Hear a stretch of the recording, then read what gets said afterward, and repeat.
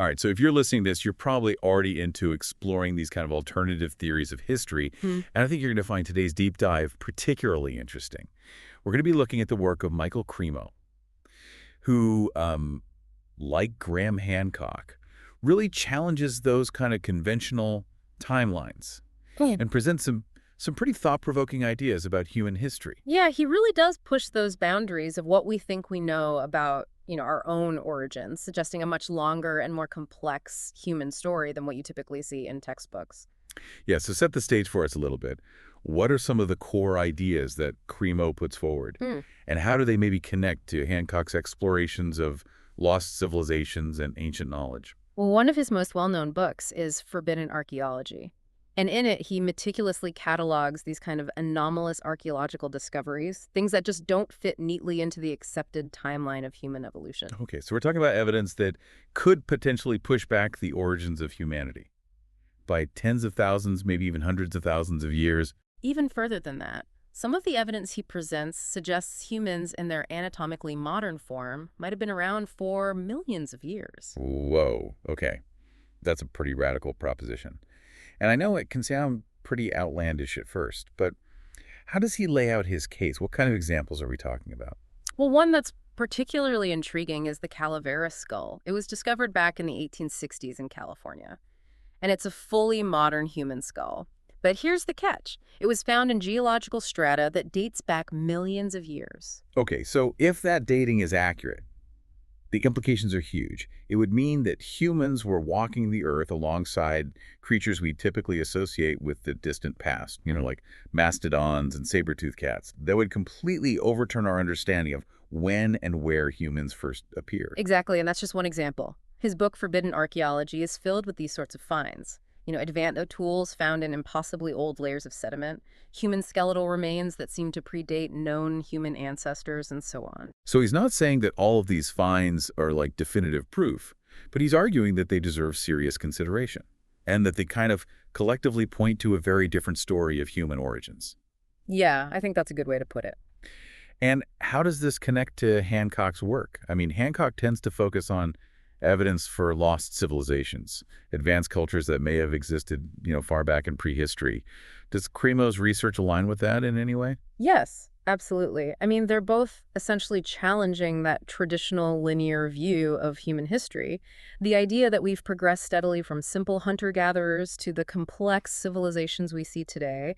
They're both suggesting that there might be chapters missing from the story, periods of advanced development that have been forgotten or overlooked. And so it's like they're both kind of expanding the scope of human history, suggesting that our past might be far more extensive and intricate than we've been led to believe. That's a great way to put it.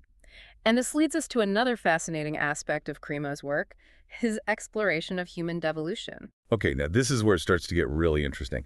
I'm familiar with the concept of evolution, but devolution. What's that all about? Well, it's a bit of a provocative term, but in essence, it's the idea that humans didn't evolve upwards from primitive ancestors, but rather descended from a higher state of being. So instead of evolving from apes to humans, Yeah. he's suggesting a sort of reverse process, a movement from a more advanced or spiritually evolved state to our current physical form. Exactly, and he draws heavily on ancient Vedic texts to support this idea. Okay, now hold on. For those who might not be familiar, can you quickly explain what those are? Sure. The Vedic texts are these ancient Hindu scriptures that offer this really profound and complex worldview. They speak of cycles of time, advanced civilizations, and a deep understanding of consciousness.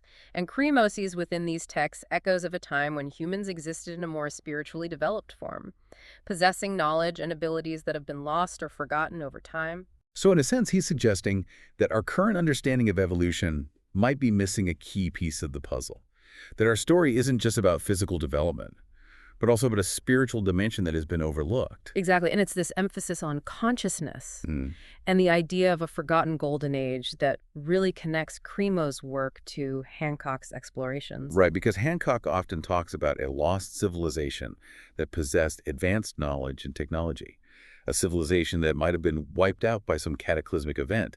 And Cremo's work kind of adds another layer to that, suggesting that this lost civilization might not just have been technologically advanced, but also spiritually advanced. Exactly. That's a fascinating connection.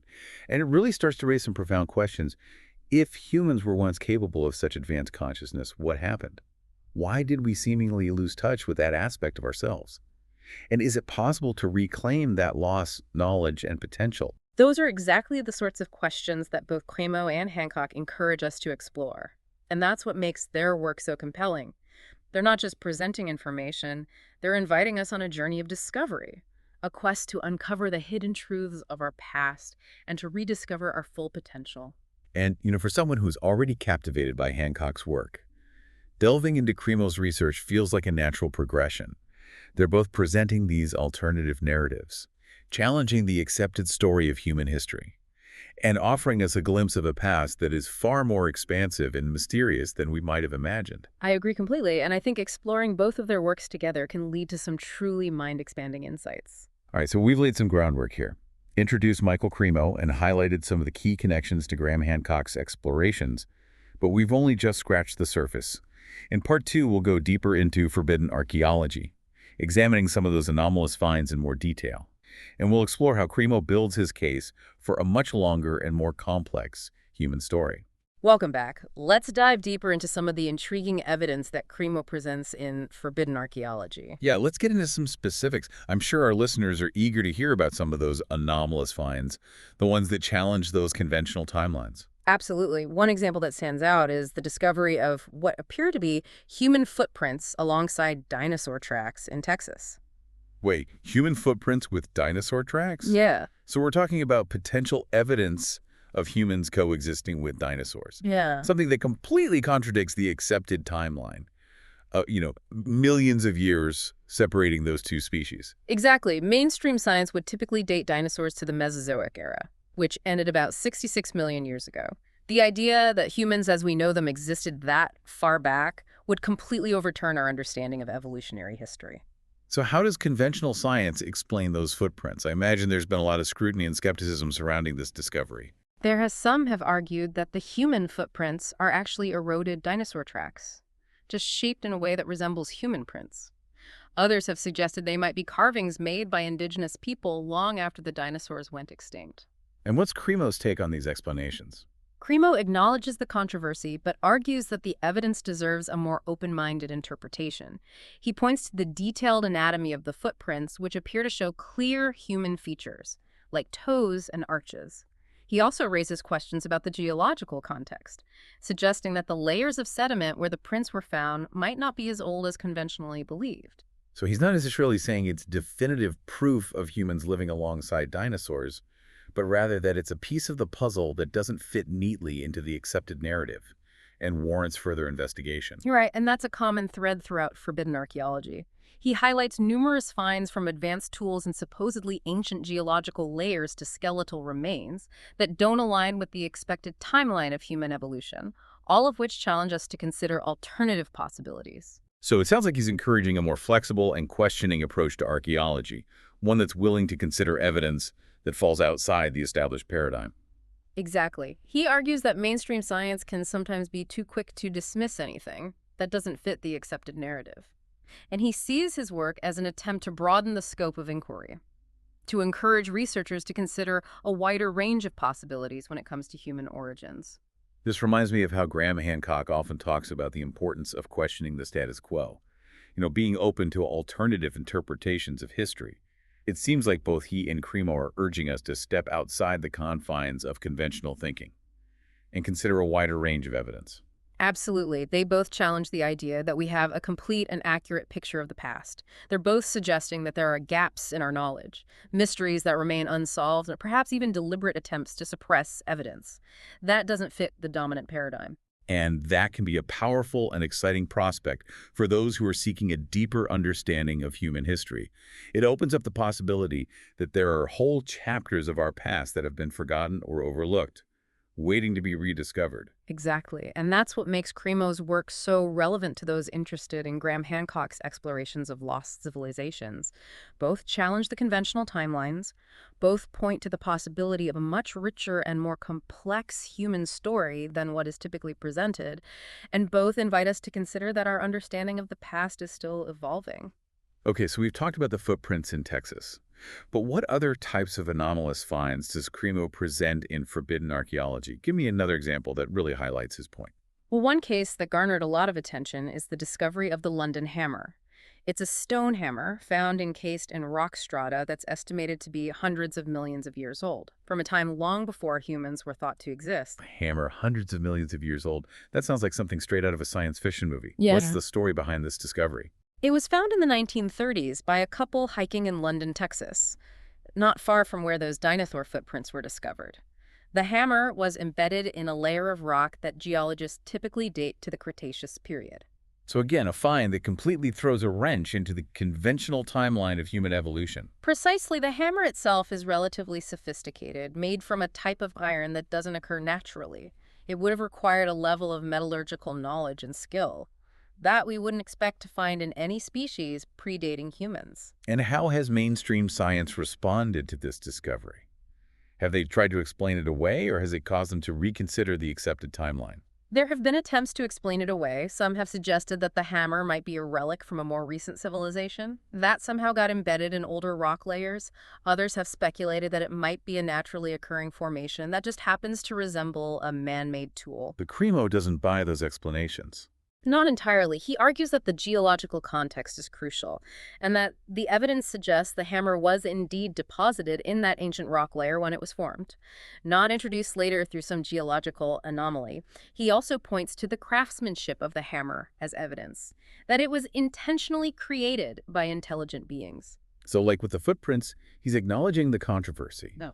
but urging us to look at the evidence with an open mind, and to consider the possibility that it points to a much earlier human presence than we've been led to believe. Exactly, and that's a key takeaway from Forbidden Archaeology. Cremo isn't necessarily claiming to have definitive proof that overturns the entire history of human evolution, but he's presenting a compelling body of evidence that suggests the accepted narrative might be incomplete, and perhaps even intentionally skewed to maintain the status quo. It's fascinating how both he and Hancock seem to touch on this idea of a potential cover-up, or suppression of evidence that challenges conventional wisdom. It adds another layer of intrigue to their work, wouldn't you say? Absolutely. It raises questions about who controls the narrative of history, who decides what evidence is considered valid, and what motives might be driving those decisions. It suggests that there might be forces at play that seek to limit our understanding of the past. Perhaps because a fuller picture of human history might challenge existing power structures or belief systems. And for those who are already drawn to Hancock's work, this idea of uncovering hidden truths and challenging established narratives can be incredibly appealing. It's like they're both offering us a chance to participate in a grand intellectual adventure, a quest to rewrite history and reclaim a more accurate and expansive understanding of our past. That's a great way to put it, and it's important to emphasize that both Cremo and Hancock encourage critical thinking.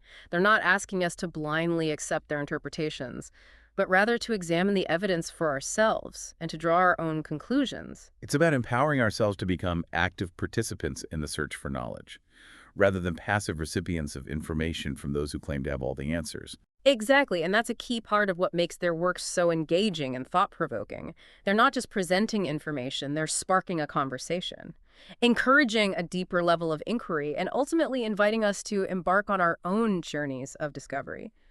So we've discussed the Paluxy River footprints, the London hammer, both incredibly fascinating examples that challenge our conventional understanding of human history.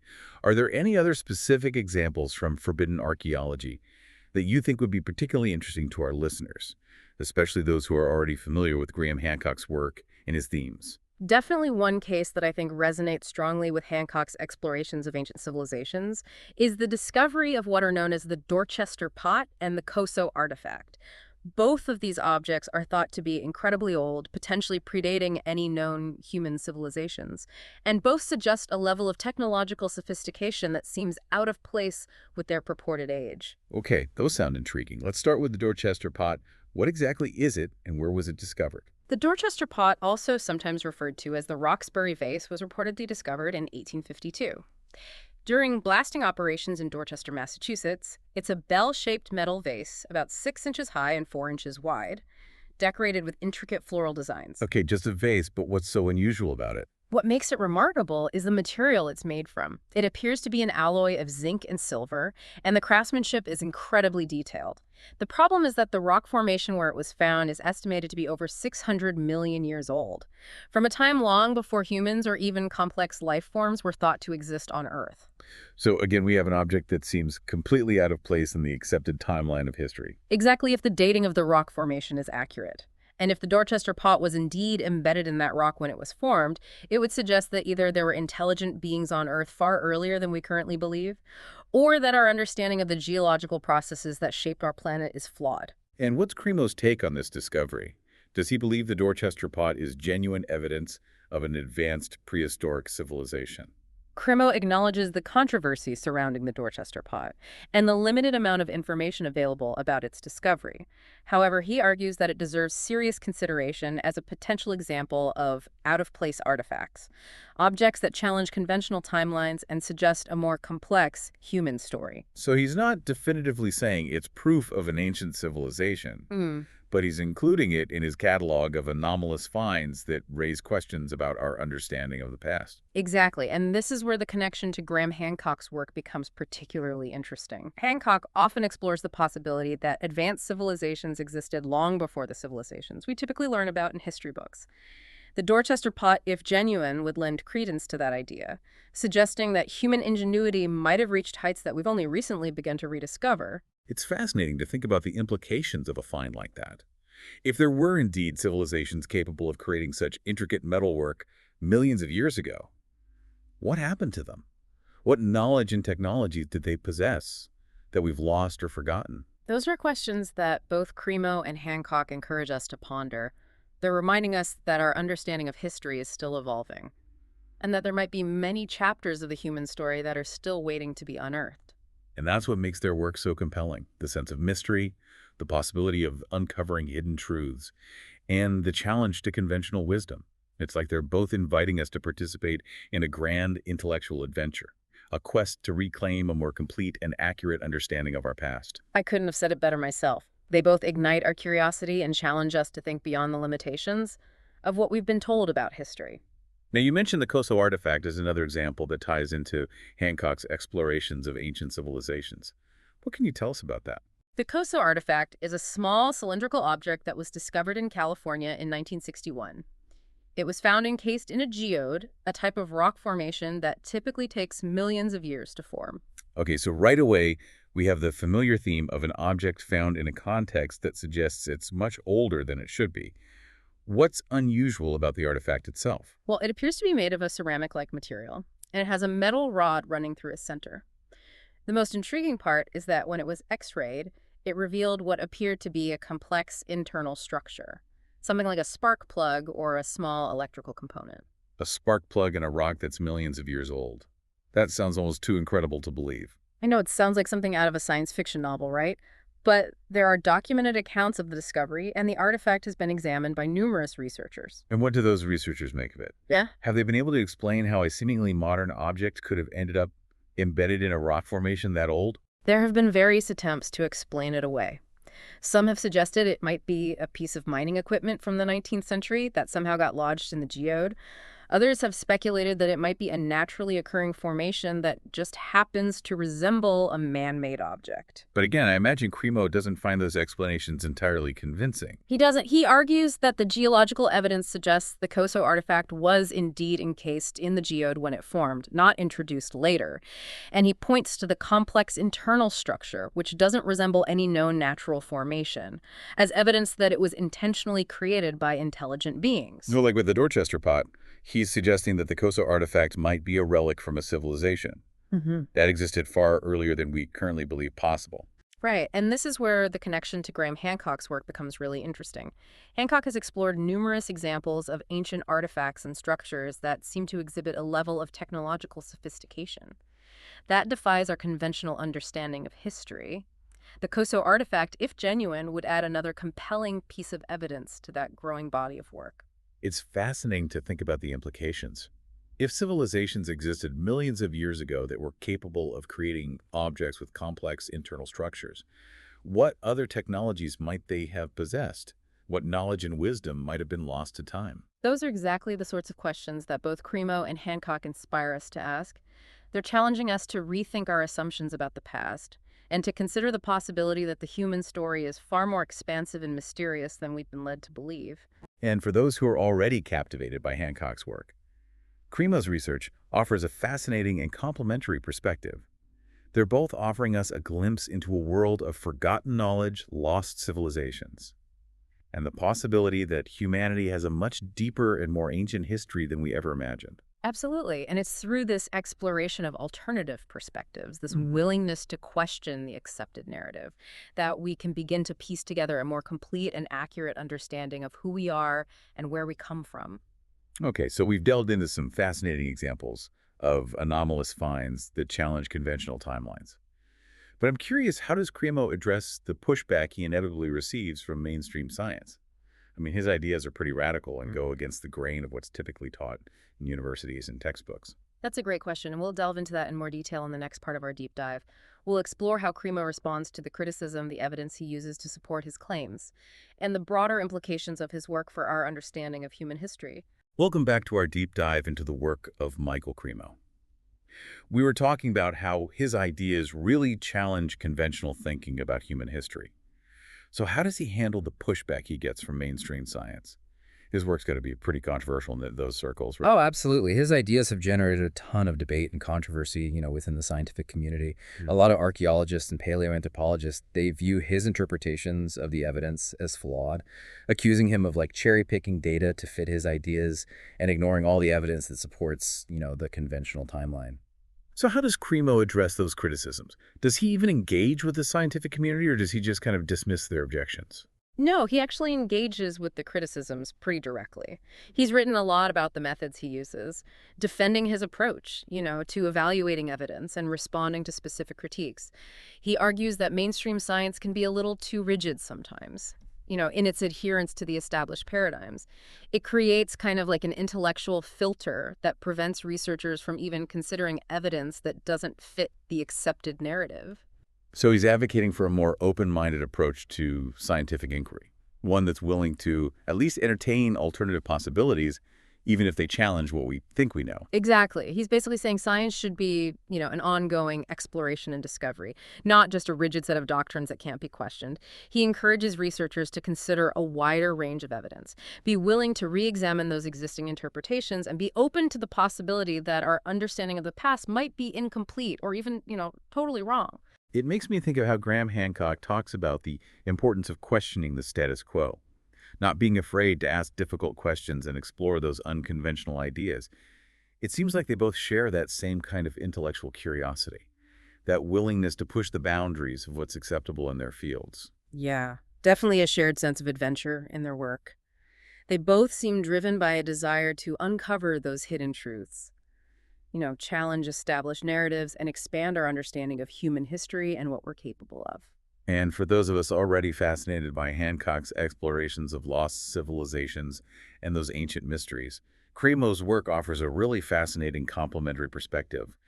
They're both presenting evidence suggesting our past might be way more extensive and enigmatic than we've been led to believe. Totally agree. And I think exploring both of their works together can lead to some really mind-blowing insights. They both challenge us to reconsider what we think we know about human origins, the capabilities of those ancient cultures, and the potential that might be lying dormant within us. So to wrap things up, what would you say are some of the key takeaways from Cremo's work for people interested in exploring those alternative perspectives on human history? Well, I think first and foremost, Cremo encourages us to be more critical, more discerning about the information we take in. He reminds us that the history we've been taught is often filtered through the lens of those in power, those who benefit from maintaining the status quo. And he encourages us to question those narratives, seek out those alternative sources of information, and be willing to consider evidence that challenges our assumptions. Yeah, that's a really valuable lesson, especially these days when we're bombarded with information constantly from all sides. It's so important to develop those critical thinking skills, discern fact from fiction and form our own opinions based on good information. Absolutely. And I think Cremo also reminds us that the search for knowledge is a journey, not a destination. Our understanding of history is constantly evolving. As new evidence emerges and new perspectives come to light, he encourages us to be open to new possibilities, be willing to revise our understanding when we need to, and embrace the mystery and the wonder that surrounds our origins. And that's what makes both Cremo and Hancock's work so captivating. They're not just giving us facts and figures, they're inviting us on this intellectual adventure. A quest to uncover those hidden truths and reclaim a more complete and authentic understanding of ourselves and our place in the universe. Couldn't have said it better myself. They both remind us that there's still so much to discover, so much to learn, and exploring human history and our potential is endlessly fascinating and rewarding. And if you're listening and you're intrigued by what we've talked about today, I encourage you to dive into the work of Michael Cremo and Graham Hancock. Pick up their books, explore their websites, and really let yourself be challenged, inspired, and maybe even transformed by the perspectives they offer. Who knows, you might just stumble across a hidden truth or two along the way. And remember, keep an open mind. Question everything and never stop exploring. The journey is just as important as the destination. Thanks for joining us on this deep dive into the world of Michael Cremo. Until next time, keep questioning, keep exploring, and keep seeking those hidden truths just beyond the horizon of conventional wisdom.